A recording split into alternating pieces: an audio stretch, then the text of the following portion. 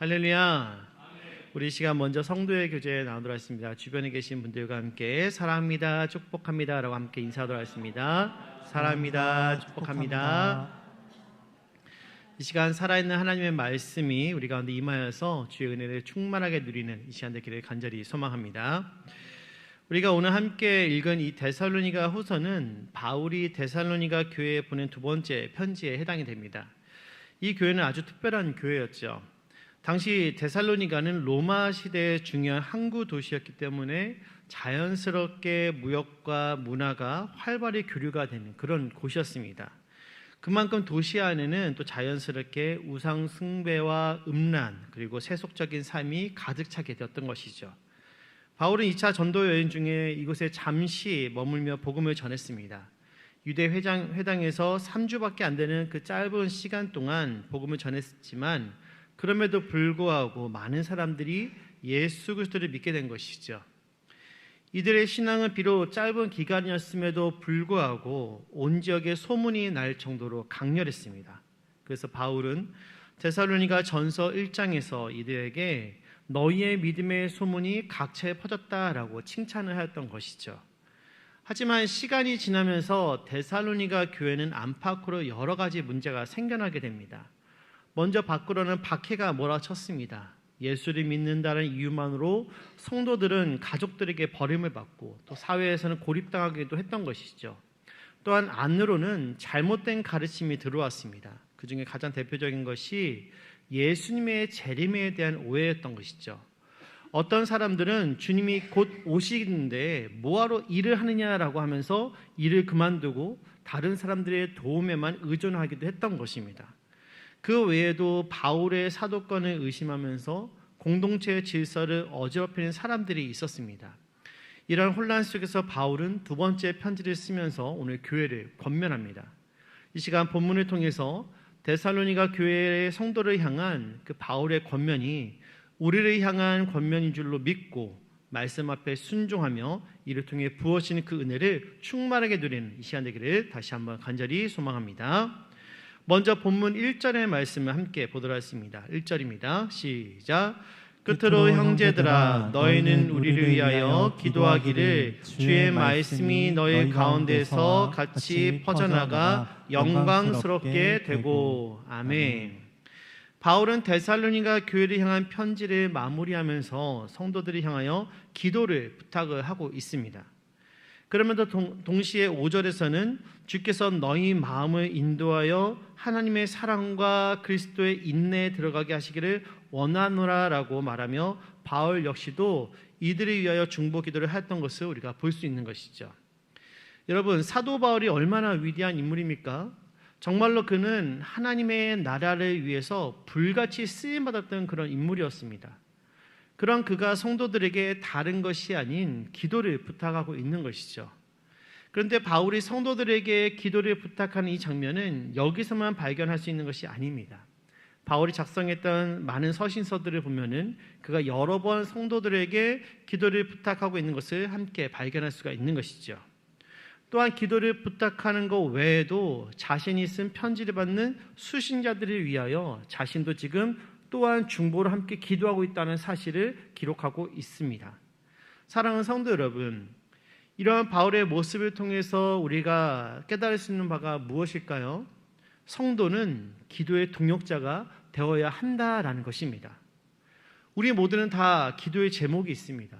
때로는 기도의 제목을 누군가와 나누라고 한다면 부담스럽기도 하고 혹시 내가 나눈 이 기도 제목 때문에 상대방이 나를 이상하게 생각하지 않을까라는 그런 염려로 인해서 기도 제목을 잘 나누지 않으려고 하기도 하는 것이죠. 그러나 하나님 앞에 아뢰지 못할 기도의 제목이 없으며 나 혼자 기도하는 것도 너무 좋지만 함께 서로를 위해서 기도할 때 하나님께서 더욱 기뻐하신다는 것을 기억하시기를 바랍니다.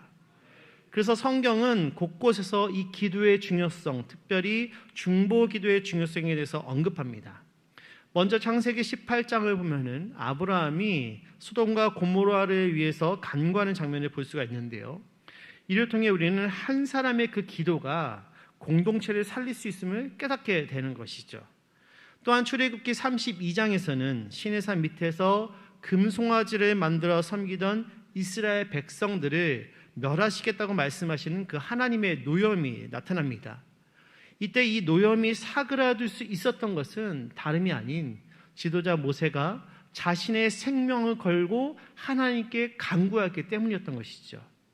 민수기에는 대제사장 아론이 이스라엘 백성들을 향하여 여호와는 내게 복을 주시고 너를 지키시기를 원하며 라고 하는 유명한 축복의 중보 기도가 기록이 되어 있습니다. 또 야고보는 야고보서 5장 16절에서 중보 기도의 실제적인 능력을 우리에게 가르쳐 주는데요. 이 말씀 우리 함께 읽어보도록 하겠습니다. 야고보서 5장 16절입니다. 시작. 그러므로 너희 죄를 서로 고백하며 병이 낫기를 위하여 서로 기도하라. 의인의 간구는 역사하는 힘이 큼이니라. 아멘. 설교 전에 우리 권사님께서 우리 성도들 가운데 연약하고 힘들어하는 우리 성도들을 위해서 기도하시고 또 그 기도의 능력들을 맛볼 수 있도록 하나님 응답해달라고 했던 기도의 제목들을 우리가 함께 나눌 수 있었습니다. 저도 개인적으로 이 말씀은 굉장히 좋아하는데요. 우리 교회 안에 김주현 선교사님을 비롯하여서 많은 산후분들이 계십니다. 정말 간절히 바라기는 이 말씀 그대로 하나님께서 역사하셔서 우리 교회가 간증이 살아있는 그런 신앙의 고백이 살아있는 감사가 넘치는 교회 될 수 있기를 다시 한번 소망해 봅니다. 이외에도 성경을 보면은 수많은 중보기도의 중요성을 가르쳐주는 말씀들이 많이 있습니다. 사도 바울은 로마서에서 성령께서 우리의 연약함, 바로 성도의 연약함을 도우시며 말할 수 없는 탄식으로 친히 간구한다라고 기록하고 있고, 심지어 부활 승천하신 우리 주님께서 지금도 하나님 우편에서 우리를 위해 친히 간구하고 계신다라고 말하고 있는 것이죠. 그러므로 여러분들의 가족을 위해서, 또 목장의 식구들을 위해서, 전도의 회원들을 위해서, 때로는 가까이 지내는 지인들을 위해서 기도할 수 있음이 우리 성도들이 누릴 수 있는 가장 큰 축복 중에 하나인 줄로 믿으시기를 바랍니다. 기도는 성도들의 특권입니다. 재밌는 것은 무엇인지 아십니까? 여러분 주변에 믿지 않는 자들도 여러분들에게 기도를 부탁한다는 사실입니다.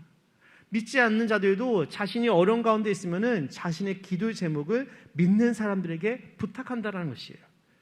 여러분들 입술에 여러분 자신의 기도 제목뿐만이 아니라 다른 이들의 기도 제목까지 끊임없이 흐를 수 있기를 원합니다.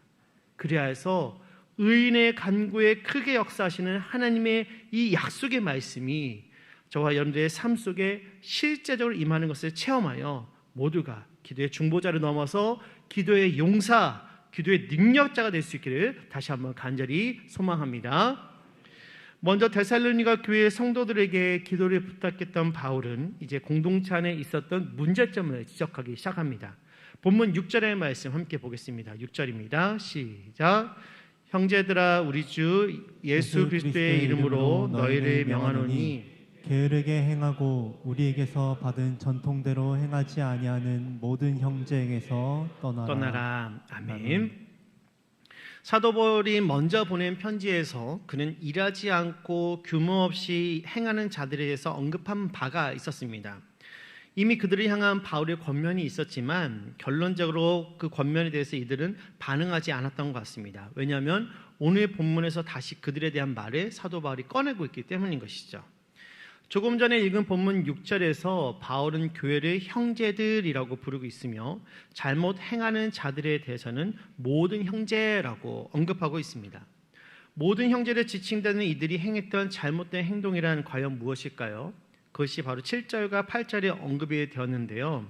그들은 공동체 안에서 질서를 지키지 않는 무질서를 보여줬는데 가장 대표적인 모습이 일하지 않고 다른 이들과 함께 먹으려고 했다라는 것입니다.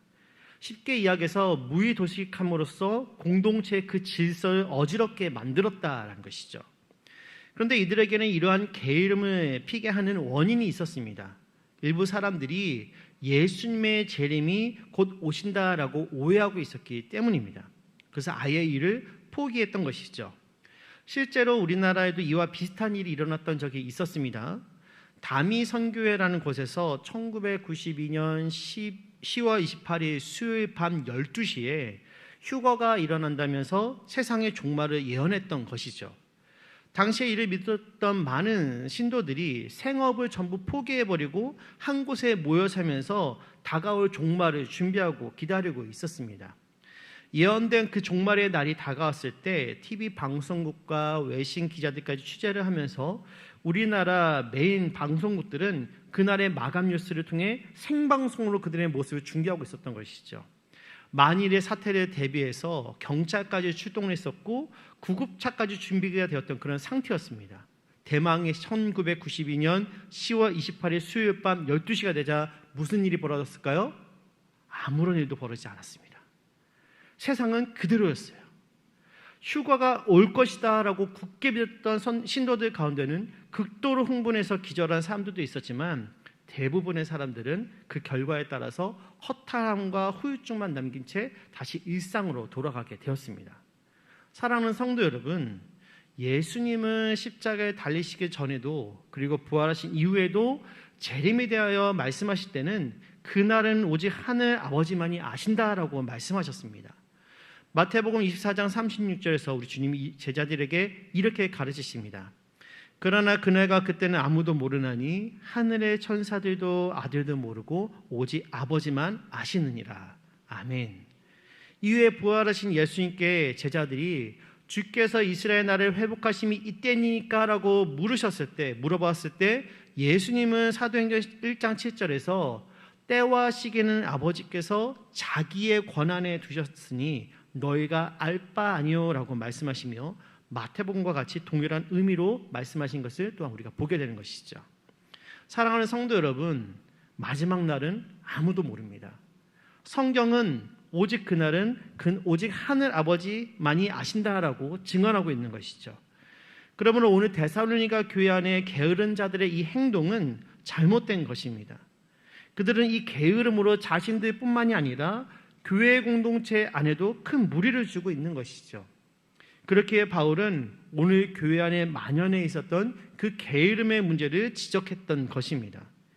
예수님이 곧 오신다라는 잘못된 생각에 아예 일을 포기한 사람들, 그래서 일하지 않고 다른 사람의 도움에 기대어 사는 이 문제는 교회 공동체를 크게 어렵게 만들었습니다. 그런데 이것만 있었던 것이 아니죠. 오히려 교회 안에서 이리저리 돌아다니면서 불평하고 다녔던 것입니다. 이들을 향하여 바울은 단호하게 말합니다. 우리 12절 말씀 함께 읽겠습니다. 12절입니다. 시작. 이런 자들에게 우리가 명하고 주 예수 그리스도 안에서 권하기를 조용히 일하여 자기 양식을 먹으라 하노라. 아멘. 게으름은 단순한 개인의 문제가 아닙니다. 그것은 공동체 전체를 무너뜨리는 것이죠. 누군가가 늘 얻어먹기만 한다면 그 공동체는 지칠 수밖에 없습니다. 이것은 먹는 문제에만 국한된 것이 아닌 것입니다. 교회 안에서 일어나는 모든 영적인 생활에 동일하게 적용될 수가 있는 것이죠. 게으름 때문에 기도와 전도에 대한 열정이 식어지게 되고 성경 공부도 등한시하게 되고 목장 모임을 굳이 해야 하는 생각이 자리 잡게 되는 것입니다.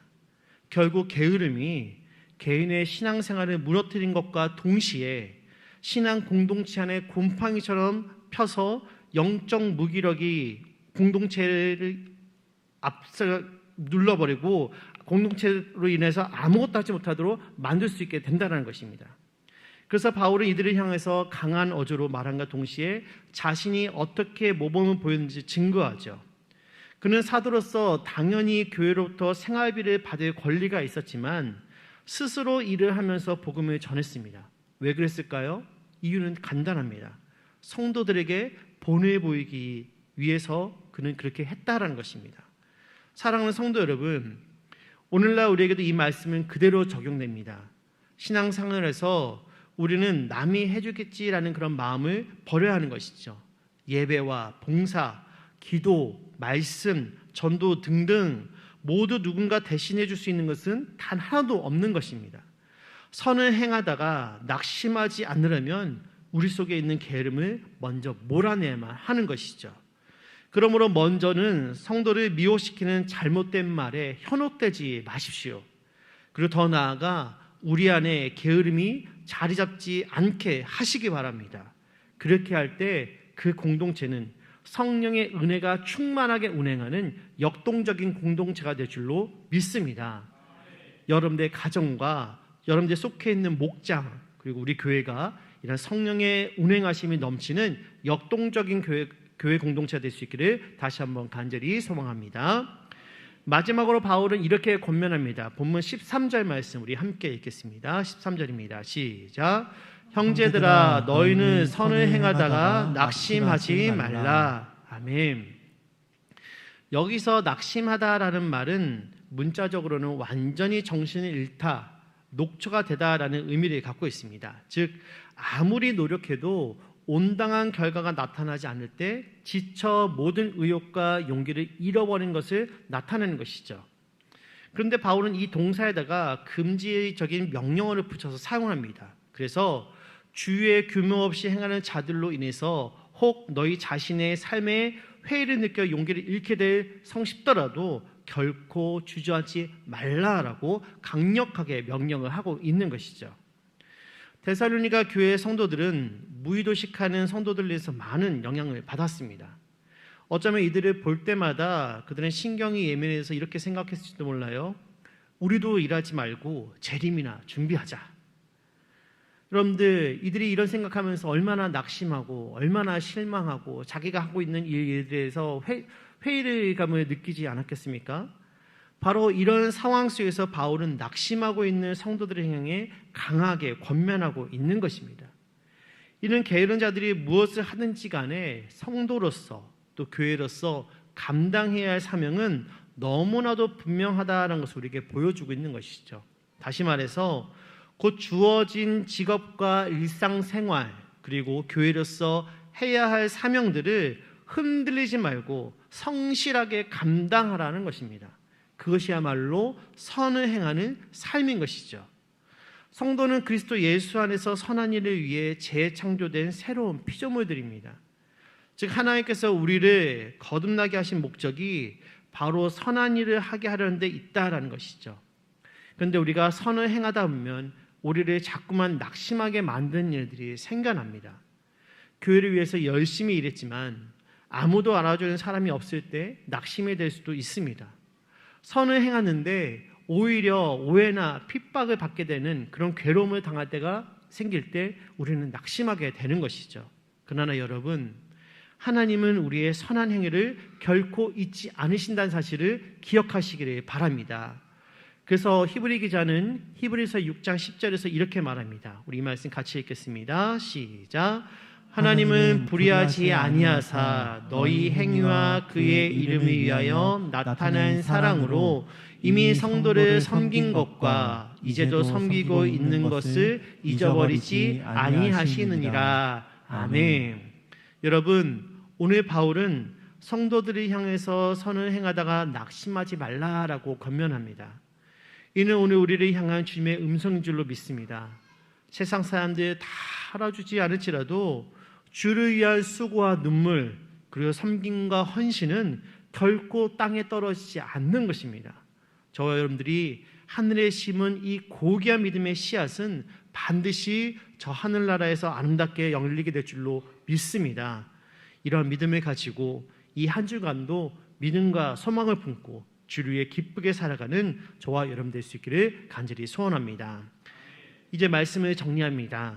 사랑하는 성도 여러분, 본문에서 데살로니가 교회가 처한 상황은 오늘 우리의 현실과 크게 다르지 않은 것을 보게 됩니다. 교회 안팎에서 일어나는 교회 성도를 향한 조롱과 압박이 있고 성도가 선하게 살려고 하면 오히려 이용당하거나 손해를 보기도 합니다. 때로는 교회 안에서조차 서로에게 상처를 주므로 낙심하게 되는 때가 있는 것이죠. 우리의 신앙의 여정은 마라톤과 같습니다. 중간에 숨이 차고 또 다리가 무겁고 그래서 때로는 포기하고 싶을 때도 있는 것이죠. 그러나 중요한 것은 끝까지 달리는 것입니다. 이 믿음의 여정 끝에서 신실하신 주님께서 저와 여러분들을 두 팔 벌려 기다리고 계신 줄로 믿습니다. 그러므로 이 자리에 있는 저와 여러분 모두는 주님의 신실하심을 붙들고 선을 행하다가 낙심하지 않는 믿음의 사람으로 설 수 있기를 간절히 소망합니다. 이 한 주간 이러한 은혜가 저의 여러분들의 삶 가운데 충만하게 임할 수 있기를 다시 한번 간절히 축원드립니다.